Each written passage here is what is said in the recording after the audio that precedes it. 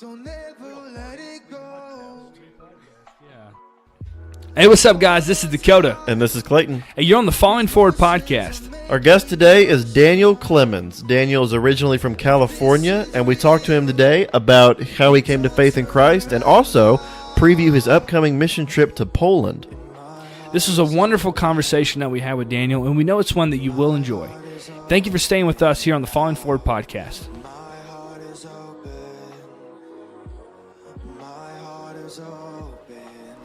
The Falling Forward podcast exists to encourage Christians to continue to gain ground in their faith. Please subscribe to the podcast and leave a review. And thank you for joining us as we have insightful conversations about never falling back, but falling forward in the Christian faith.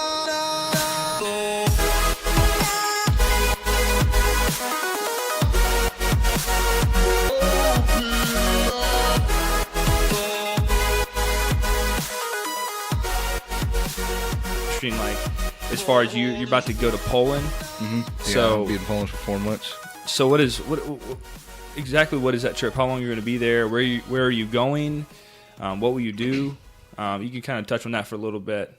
Yeah, well, I'm going to Wroclaw, Poland, which is in the south. It's on the south border of Poland, right up next to Romania.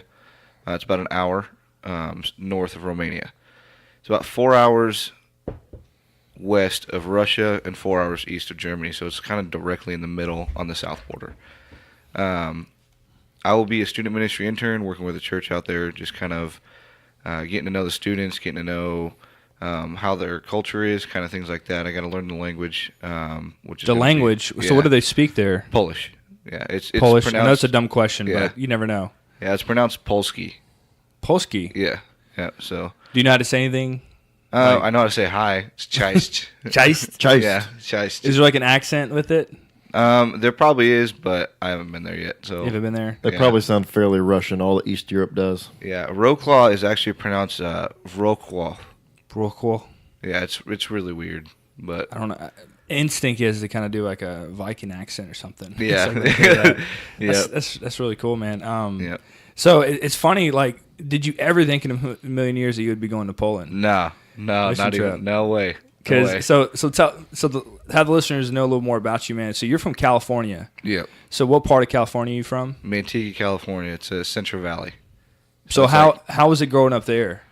I mean, it was all right. Not really much to do. Kind of like in the middle of Cali, where you're about an hour to 2 hours away from everything, like snow, mountains, beach. I mean, you name it.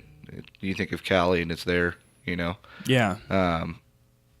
We're- But where's it? What's the nearest large city that's Sacramento. Sacramento? Okay. Yeah, it's about 50 minutes away from Sacramento. Oh. Okay. So because that's right. You're a Kings fan. Yes. I knew that. Major Kings fan. Wow. And I'm proud of it. Like the only person in I Texas. don't care. We're terrible, but That's I loyalty. like it. That's loyalty that is 2018, and he's still a Kings fan. Yes, exactly. We haven't been good since 2002. Ask me Wow. about that 2002 team. I'll tell you everything. That's crazy. So, man, how is it, as far as you growing up there in California? Because that's pretty interesting. I guess for me, being from the East Coast, how is it far? Because, from our perspective, I guess growing up in Cali, like, when did you become a Christian? How was your home life? Well, when I was born into like a kind of go to church whenever you need to kind of family. Yeah. Basically, like Christmas and Easter was like the only days that we went. We called it CEOs. Christmas, Easter onlys. Yeah. Hey. That's so bad to have a I name like for that. That's Yeah. horrible, but I like that. Yeah. So it's actually I got that from my pastor. He was the one that named it because we were actually one of those families, and he said it on Christmas Day. So he's just like, I like that. A lot of you guys come to church on those days, but it's not what this is not what it's about. It's not coming to church on 2 days a week, or 2 days a year. Wow. And yeah, so that at first kind of hit me a little bit. Obviously, I remember that. He probably said it when I was 8. But I gave my life to Christ when I was a sophomore in high school, but didn't really live like it. Just kind of did my own thing. Didn't know what it was like to actually, give your entire life, everything over to Christ. When I graduated high school, I started, smoking weed, getting drunk, and all that stuff. Kind of. So what kind of influenced what made you accept Christ? What was that? moment, or was it a message that you heard, a sermon, or? Yeah, so my former youth pastor at the time was just a guest speaker at the camp that I was attending. After that camp, that's when he became the youth leader, kind of things like that. But at the time, he was just the guy that played the drums at church, and he gave his testimony and talked about his family and how he came to know the Lord and things like that. Towards the end of his testimony, I had realized that some of the things he was saying was very it just hit home. His personality, who he was hanging out with, kind of things like that. And then the youth pastor at the time went up there and was talking. I'm just going to name their names. Paul is the guy that gave the testimony, and then Ryan was the youth pastor at the time. Yeah. So Ryan went up there and gave a little bit more of a biblical word, so to speak, and Paul was just up there praying and asking people to sorry. He was just up there asking people to go up there and pray with him, and he was saying, if you know, like, the Lord Jesus Christ is your Savior, come up here. And I didn't, so I didn't go up there, and I just started crying. And I remember that day like it was yesterday. I started crying, and I walked outside with Ryan, and I was like, man, I'm ready. Like, I don't want to be like this anymore. And at the time, he was saying, you came to the wrong guy, as a joke. He's like, you came to the wrong guy because I'm going to keep you accountable. And even to this day, I actually just got to speak at his New Year's bash thing with his students in Chowchilla, California. That same guy that was with me when I gave my life to Christ asked me to speak and keeps me accountable. We FaceTime all the time. So I'm very grateful for that. I remember that camp. It was my first camp. But when I went home, it was a little different, and then I went right back to what I was doing and didn't even really care. So I just kind of got full of myself and did what I wanted to do. So you were, because I know you've talked about you love sports a lot. So you played sports in high school, or most of your life. Would you play just football, basketball? I've played just about every single sport you can think of. Yeah, so right when I started playing sports, I was about 6, and I was playing soccer. Played that for a few years. I was a little bit rough with most of the kids that I was playing with, so my mom decided to... No. Yeah. My mom decided to sign me up for football. So signed up for football when I was 8. Yeah. And from then on, it was a newfound love, kind of, an idealistic love, where all I wanted to do was play football. My whole life was football. Whether it was training, playing, watching, wearing a jersey, anything like that, that's what I wanted to do. Yeah. So I also played basketball in 7th and 8th grade. Wasn't very good. Just played. But football was your main thing. Yeah, main thing. You played that in high school, right? Yeah. I played all 4 years of high school. So you were pretty good. You were pretty good in high school. You were junior college too, right? Yeah, I played a semester at junior college. But I played in high school. I guess I was pretty good. I started all 4 years both ways, even as a junior, which is kind of unheard of at the high school that I went to. I was a captain on the sophomore and varsity team. Just had a bunch of accolades and things like that. But I ended up going to junior college and playing some spring ball. Didn't actually play any contact. I didn't get to play in the fall with any games in college or anything like that because I got hurt. Oh, really? Yeah, 3 times in 1 year. So you had injury issues. Yeah. So so you go from there. You talked about you being saved. You're real big into athletics, playing football and everything. Mm-hmm. And then you said you kind of, after you got saved, you still kind of continued to live into drugs and girls or anything like that. Yeah. So what kind of changed that progression as far as because I know you were young in your faith. So what kind of changed the way your direction of your life? Well, I was actually reading a book one day. It was called "What on Earth Am I Here For?" It's by Rick Warren. I don't know if you guys have ever heard of it, but it's like a. I have. Yeah, have you read it? It's a good book. Yeah, I read the original. It's called Purpose Driven Life, but. Well, so they're actually different. Right. Yeah. That's all, yeah. Then this is the follow up to that. Yeah, it's right? a follow up, but it's but that one is that one's an actual book you can kind of sit down and read and not stop at any points. The What on Earth Am I Here For is a 42-day devotional. It's a 40-day devotional with 2 extra days at the end. Yeah. Was the extended version. And so that's one I was reading, and I actually got up to day 26, I believe. Yeah. I don't remember what I was reading. I don't remember what it said. But all I know is that the Holy Spirit convicted me right then and there. And I was in my room. And how many years after this was you? Oh, man. A few years after? Probably 4. 4 years after? No. Yeah, about 4, maybe 5. So you were out of high school. Yeah, I was out of high school. I was 20. Yeah, so you were kind of saved, living through the motions. Yeah, so that was about, that would have been about 2.5, 3 years ago. Okay. So. Okay, and then that book just kind of... Yeah, it just that book kind of holds a like a near and dear spot in my heart just because of whatever I was reading convicted me, and without me being in my room reading that book at that time, who knows where I'd be. Yeah, and just kind of that time and place, and kind of what the book I was reading was about. He kind of just incorporates scripture here and there. But it's not just like your 1-verse book, your 2-verse book. It's like entire chunks of scripture that he keeps it in, kind of in the context, which is what I really appreciate. And it's just kind of like, okay, well, if he takes the time to do that, then I have to go directly to scripture to see what it's saying and kind of things like that, and kind of see if this guy was for real, kind of thing. Kind of like what we do here at the seminary is we read books, and then obviously most of us probably go into scripture and kind of say, okay, is this right or is this wrong, kind of thing, just by looking at the context. And when I was critical thinking.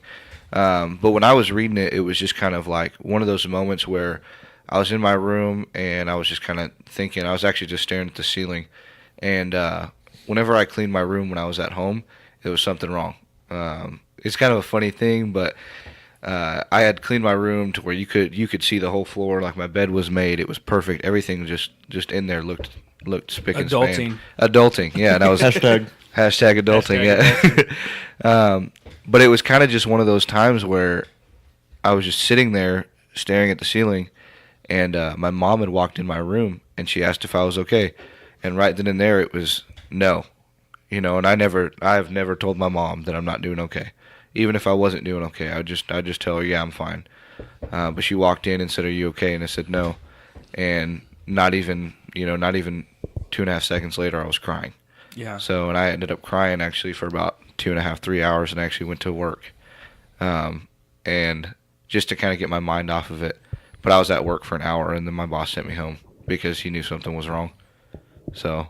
And that was just the Holy Spirit just felt eat up with just wanting to. Now that was after you read the book, or before? That was after I read day 26. Okay. Yeah. So so you still remember the day? Yeah, I remember it was day 26. I know that. But I never read the rest of it. I wasn't able to read the rest of it, just because at that moment, that was when I just kind of started, giving my life back to Christ and kind of just submitting whatever I had, holding me back from being Christ's and not Daniel's, I get that. So, and you kind of talked about your mom a little bit. Was your mom were you very close to your mom growing up? Yeah, so I'm actually the mama's boy. The mama's boy. Yeah, the mama's boy. Nothing wrong with that. Yeah, and I'm not afraid to admit it. I know a lot of guys are afraid to say that they're mama's boy, this and that, but I'm not afraid to admit it. It's whatever. It is what it is. But we didn't get along the best. But whenever there was something wrong, whenever there was something I needed to tell somebody, it was either my mom or my grandma. And most of the time it ended up being my grandma, actually. But whenever I needed advice on things or just like life things, I'd go to my mom, and she would give me the perfect advice to do or to say or how to do it, just kind of things like that. So whenever you talked about, after reading the book and everything, you just really want to change your life. So what after that? Were you in college at the time? I was in junior college. So you were in junior college, yes. And was this your first or second year? This was, Oh man, I don't even know. So let's put it this way: when I graduated, I went to one junior college, which is about 20 minutes down the road. Yeah. Then I went to another junior college that is 20 minutes down the road the other way. So I went to the one that was south, 20 minutes south, to the one that was 20 minutes north. Yeah. So I switched colleges, and this was about my third semester, but I failed at a junior college, both of them. So Yeah, I just kind of was too big into partying. Really? Yeah. So I just it's crazy to think that you felt out because you know where you go to school now. oh yeah, it's by the grace of God that I'm here, and So explain that, man. Explain your journey from kind of you're in junior college, you're failing, you're partying. Then you open this book by Rick Warren. What's it called? What on earth am I here for? Yeah, what on earth am I here for? And then it just kind of changed your life, and you want to change. So what happens? What follows that?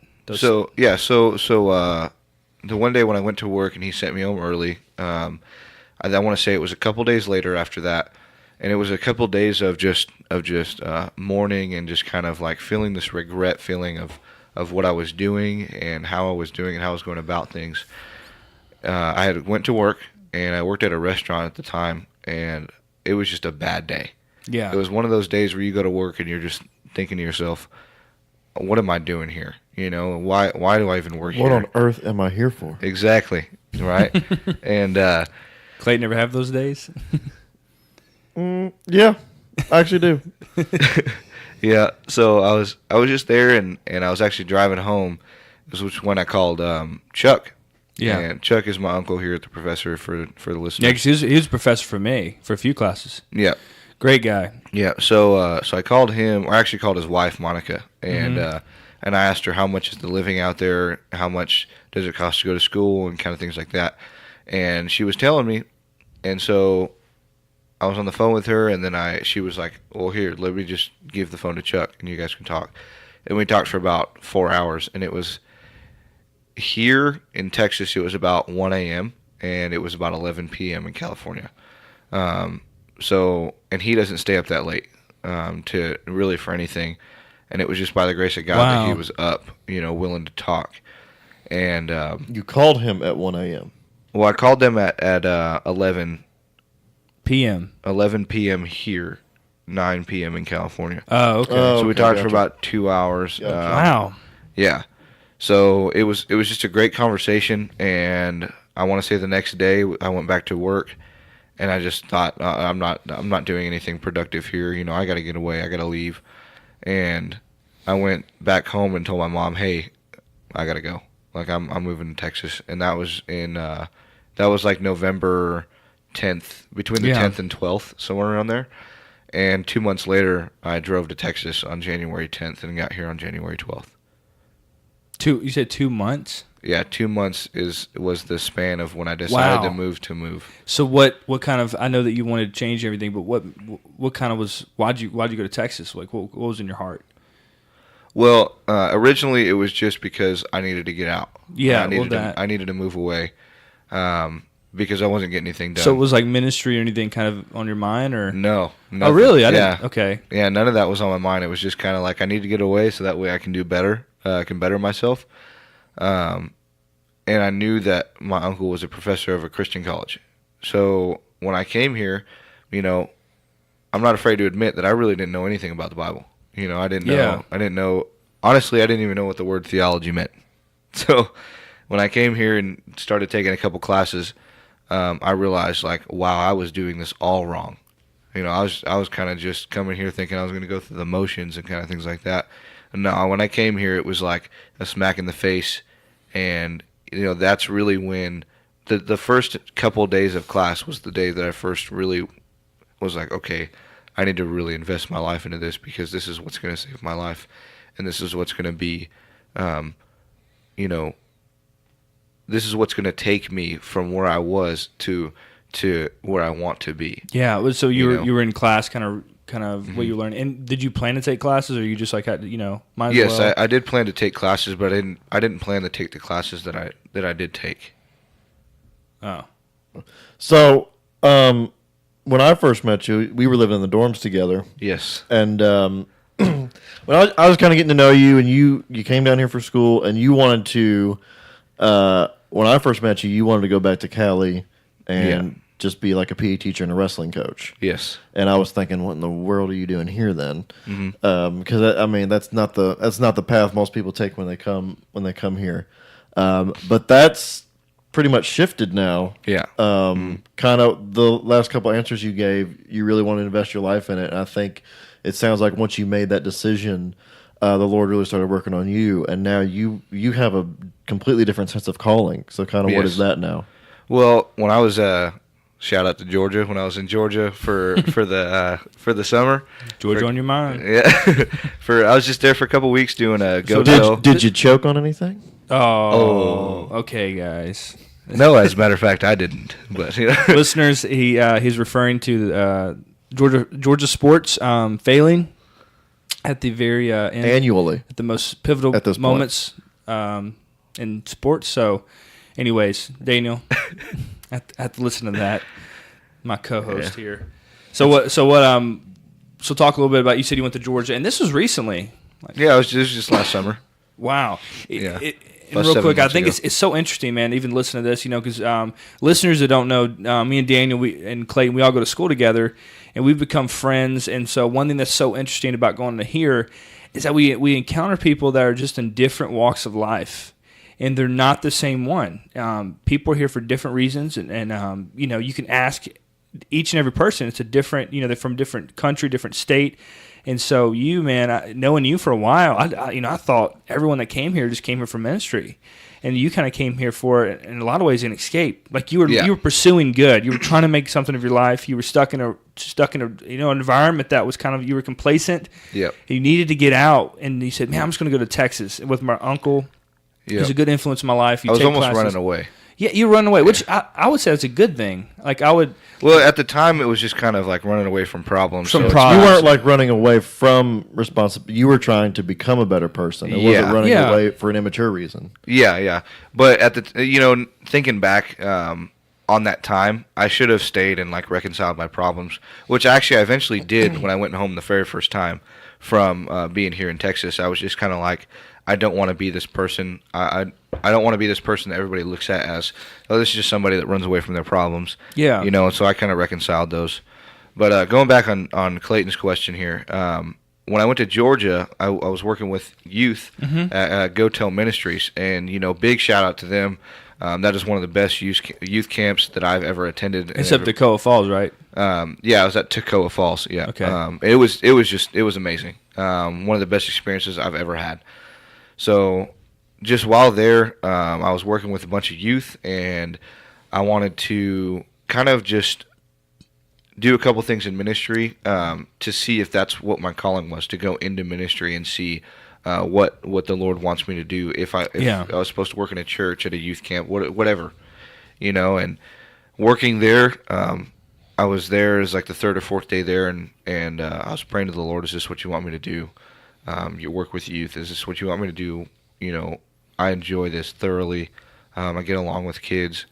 Like what is it that you want me to do? And I think about a week after I had prayed that, and I'd been praying every day for that. But a week after the first prayer, I got the answer of this is what I'm going to do, and it was nothing but peace. Yeah. And the direction.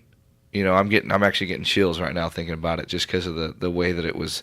I am too a little bit. Yeah, it was amazing. It's really neat to walk with you on this. And in the sense, people don't know true peace until they know, what the Lord wants them to do and the direction that the Lord wants them to go. Because once you figure that out, there's nothing that's going to stop you, because there is nothing but peace after that. Yeah. After that feeling and after that thing of, this is what I'm going to do, and this is why I'm going to do it, and this is why this is why this is God's plan, Right. And it being God's plan and you realizing it, it's just a whole other level of joy. And so happiness. Was there like a moment when you were there serving over the summer that you were just like, this is what I want to do? Was there just kind of this? Did you feel that? Like, was there just reflection? You're like, man, I just enjoy what I'm doing right now. I'm content in my heart. Yeah, like I said, about a week after that, after the first prayer, it was one of the last days. It was kind of like, yes, this is what I'm doing. And the reason why was because I thoroughly enjoy it. And I just love hanging out with high school kids and just kind of getting to know them and what they're going through, just because I was that person that was lost and just kind of fit in with the in crowd kind of thing. Yeah. And, it was actually also my first time ever that I got to be a part of somebody getting saved by the Lord. It was absolutely amazing. The kid's name was Walker Templeton. Mm-hmm. And just kind of, we clinged and got to talk to him. He was a non-believer. He was actually an atheist when he first got there. Oh, wow. And, Really? Yeah, and by the end of the camp, actually the very last day. How old was he? He was 14. 14. Yeah. And by the very last day, he was like, oh my gosh, this is real. What am I doing kind of thing. And yeah, and it was amazing. So now, as I'm in seminary, I'm actually about to go to Poland, but what I want to do is become a youth pastor.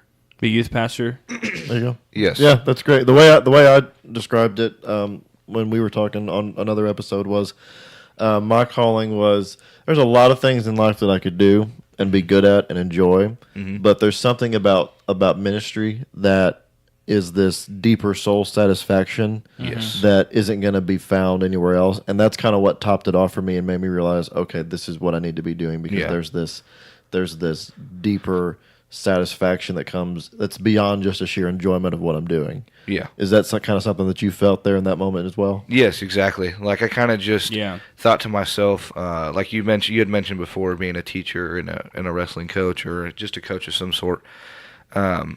It was just kind of those things like, what if I fail? Or what if I do this, or what if I do that? And there was a bunch of what if questions. And after I, gave my life to ministry, it was kind of just like, whoa, there's no what ifs, because I'm not going at this alone. As long as I have the Lord, I will be successful. Yeah. And that's just that overwhelming peace and satisfaction of this is a fail proof. There's nothing about this that's going to go wrong, because I got the Lord.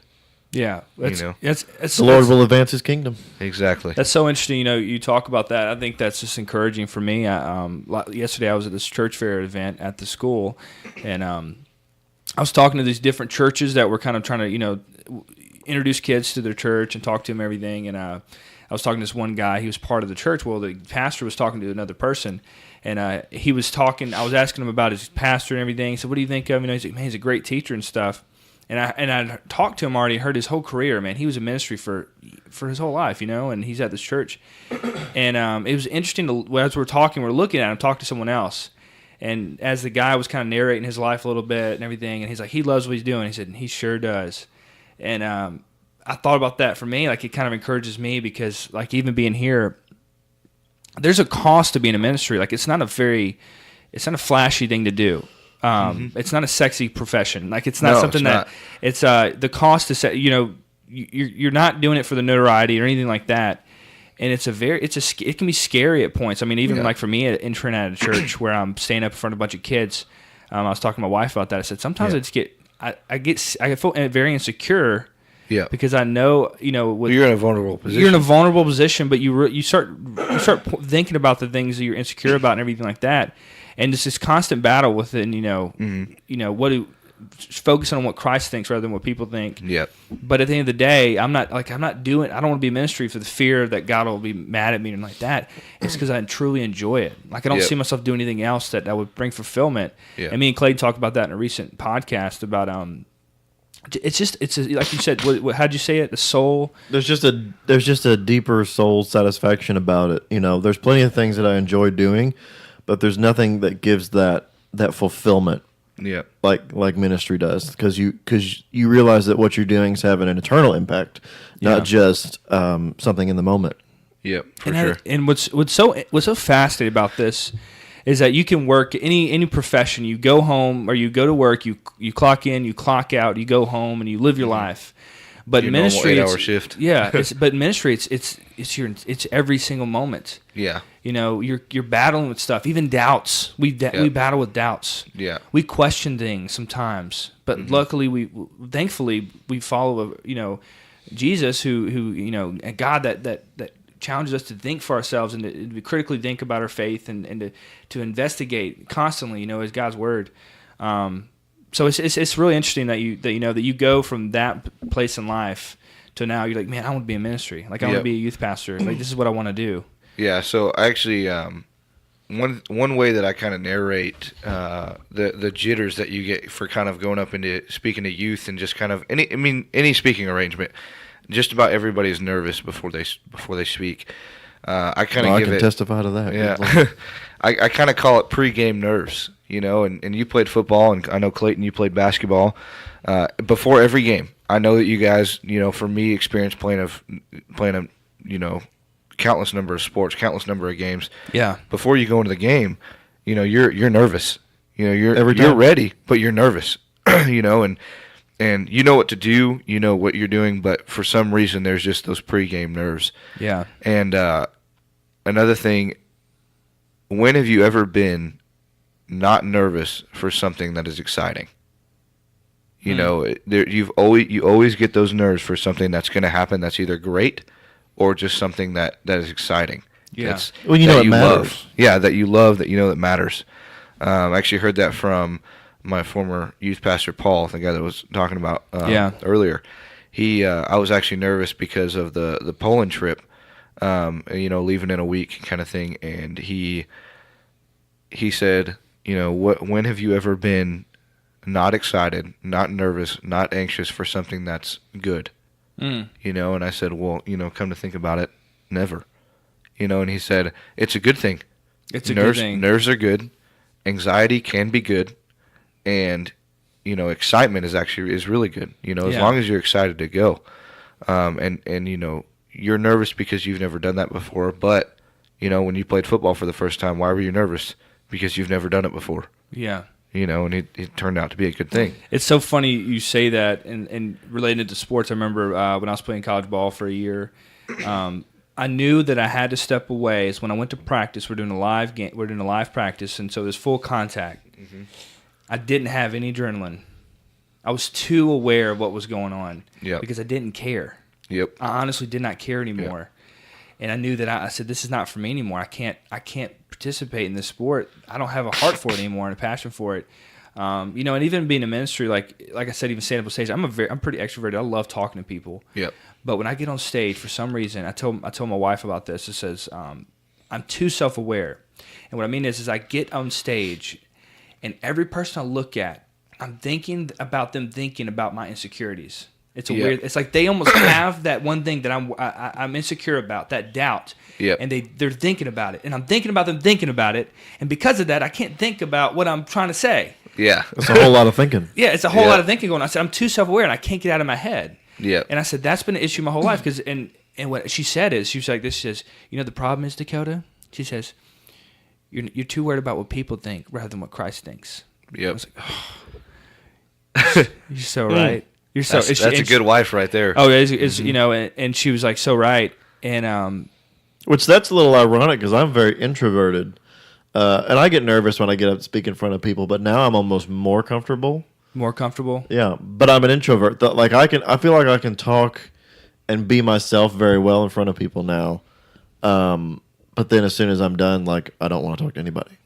Which is kind of it's funny you say that because I mean, that's like, don't come shake my hand afterward. Leave me alone. Well, to be honest, to be honest with you, most pastors are introverts. Tony Evans, I was talking to a guy. He said he worked for Tony Evans. Oh no, there's a Lifeway stat that says like 80% of senior pastors admit to being highly introverted, which terrifies me because I'm like I am not introverted at all, and I try to be.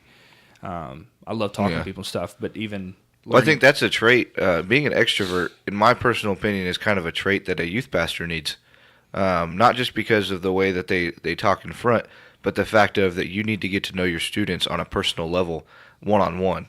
Yeah. It takes so much energy to do youth ministry. After doing it for a year, I can say that. Yeah, because high school kids, in my instance, would, they kind of sniff out the what's real and what's not. Yeah. And the way to be real is going up, getting to know them, and actually listening to them. Not you sharing your whole life with them. No, it's you can do that on a podium in front of all of them. Yeah. You know, you want to get to know them on a personal level and what they struggle with and why they struggle with it and what sports they play. And you want to attend those games and things like that. So that way they know that, you know, this is not just a church thing. Yeah. You know, this is not just a get to know me and I don't care about you. That is true. I think for me, like my experiences, like I've had talking about personalities, everything. I've had introverted kind of youth pastor, everything. But the one thing I was like, what's that it factor about him? Because I go to different places and I meet these different youth pastors. I see phenomenal growth. And the one thing is that it's the pastor that can somehow show to every kid that he cares. Mm-hmm. And what's the old saying that people don't care what you know till they know that you care. Yeah, people don't care what you know; they know that you care. Yeah, the fact that they know that you care, and that means something to kids. For me, it meant that way. Like I remember calling. A few months ago. I was talking to my youth pastor that I grew with the church with when I was in high school, Todd Hampton, and you know, after being in ministry and everything, and kind of just thinking about things I wouldn't normally think about in high school, I said, you know, man, I want to thank you for really caring. Like he remembered stuff. Yeah, he didn't have to remember. He didn't know my social security number. He just had to know that, you know, my leg hurts, or I had to wear a brace for a month, you know, just simple things like that. Yeah. And he genuinely thought about it. I could tell and so, anyways, man, as we close it up, man, I think we want to get you on here. I'd love to hear your story. I think it's interesting. If listeners that don't know Daniel, he's a wonderful guy to meet, man. He puts a smile on everyone's face. He's a big, stocky guy, and he's a lovable dude. He just, he's been such an impact here at Southwestern at Scarborough College. He's going to be missed. So, man, as we kind of do a benchmark for you about to go to Poland, man, what are some things that you want to? What are some experiences that you want to have? Have you ever been out of the country? I've been to Mexico. For how long? About a week. This ain't Mexico, bro. No, this is not Mexico. So what are some things you want to accomplish? What do you want to look back on and wish that you did? Like, you know, are there some goals, some things you're praying about? So talk to us about that. Yeah. So about a week ago, I want to say about last Friday or so, I was able to FaceTime the guy that's already there. His name's Scott Wood. And we kind of just talked about goals, what I want to do, what his goals are, and kind of things like that. And one thing that I really appreciated was that I'm going for 4 months, and his goal is to not necessarily push me out of my comfort zone. His goal is to use my strengths while I'm there and be able to effectively share Christ with the kids that I'll be working with, because I'm actually a student ministry intern while I'm there. And one great thing that was, you know, I wasn't expecting that he let me know was that I'm actually going to be coaching football while I'm there, which is amazing. That's, in my opinion, because of playing for so long, it is super easy to share Christ in that way, because I'm able to relate the Christian life with football. And I know you know how to do that. You played for your whole life too, you know, and it's just kind of an easy way to. It's an easy conversation starter, and it's an easy conversation turner. I always tell people with football, I said, football is the gospel in motion. That sounds crazy, but I can point out the gospel through football. Yep, and I know exactly what you're talking about, you know, without even explaining it. And Clayton, you could probably do it with basketball. You know, there's definitely things you can use. Yeah, exactly. So there's things in every sport that you can use. But some of the goals are to share the gospel in their language. You know, it is an assignment that I have while I'm there, but, you know, that's not, I'm not looking at it as an assignment. You know, I'm looking at it as, you know, this is what Christ wants me to do, and in order to have them understand the gospel fully, I need to share it in their language. Yeah, well, Paul talks a lot about that. Yeah. You know, so just kind of investing in their culture that way. Another thing is just kind of, you know, pushing myself out of my comfort zone in the sense of I'm going to another country.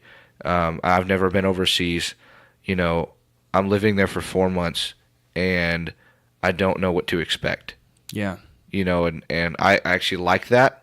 That's why I'm a little nervous. That's why I'm a little excited. That's why I'm a little anxious. Mm-hmm. But, you know, like I said, it's a good thing. You know, some nerves can be good, some anxiety is good, and some excitement is great, you know, and just kind of going there, not really knowing what to expect. The fact that I'm working with students kind of puts me in a comfort zone. but in another way pushes me out of a comfort zone because I'm going to have to learn the language. Yeah. And I'm not the best language learner. So just kind of as I get there, some of the goals will be changed because I'll fully know some of the culture and I will know what I'm doing exactly and just kind of things like that. So obviously the head goal is to share the gospel with as many people as I can in a loving way, not just kind of shoving it down their throat, but getting to know them and asking them why they believe what they believe and then having them ask what I believe. If they don't ask what I believe, then I just want to listen to them to get to know them. You know, the main religion there is Roman Catholicism.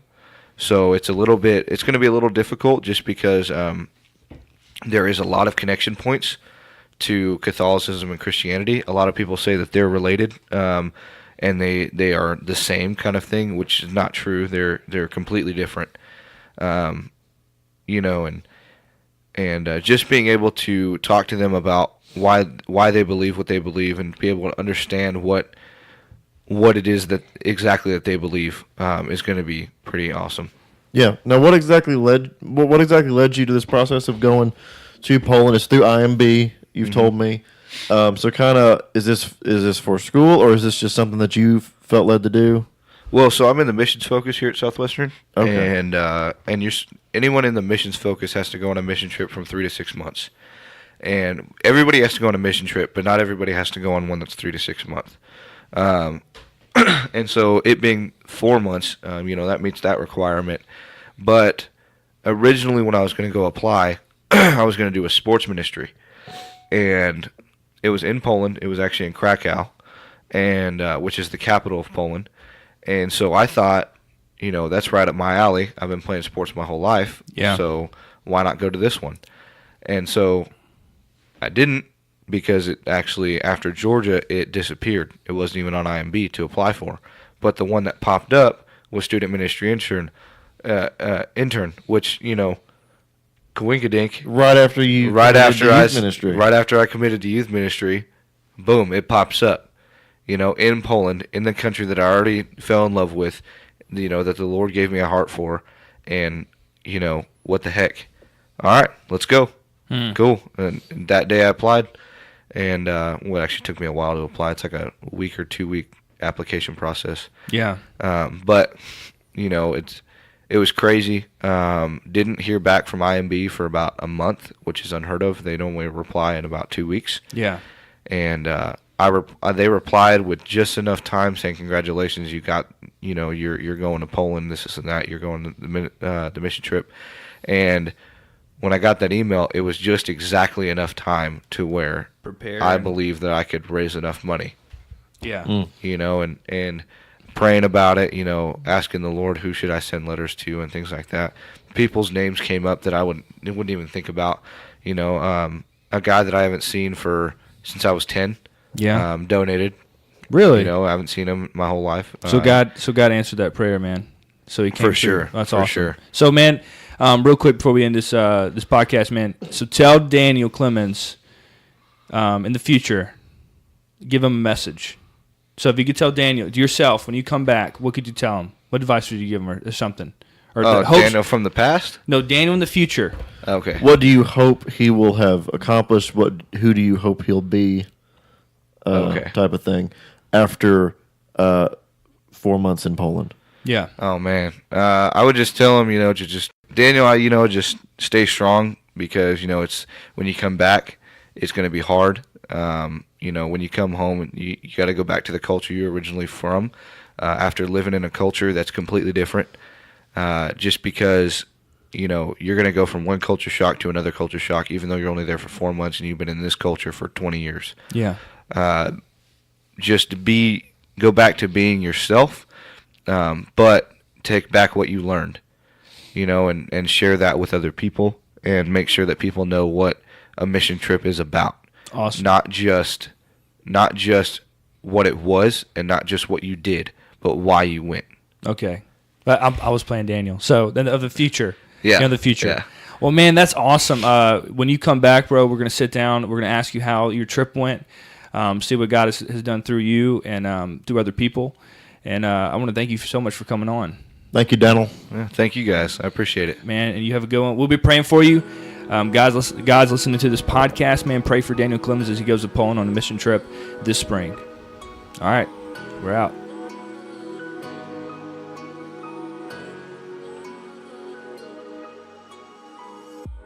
Will you dare? The night stays young for only a moment. What's up, guys? You have just listened to the Falling Forward Podcast. Connect with us at fallingforwardpodcast.com to join the conversation, access show notes, or reach out to today's guest. Don't forget to subscribe to the podcast and leave a review. It's very much appreciated. The song used in this podcast is called Stunts by Artur Nelson. Find his music on iTunes and Spotify. And thank you for listening. And remember to keep falling forward. My heart is open.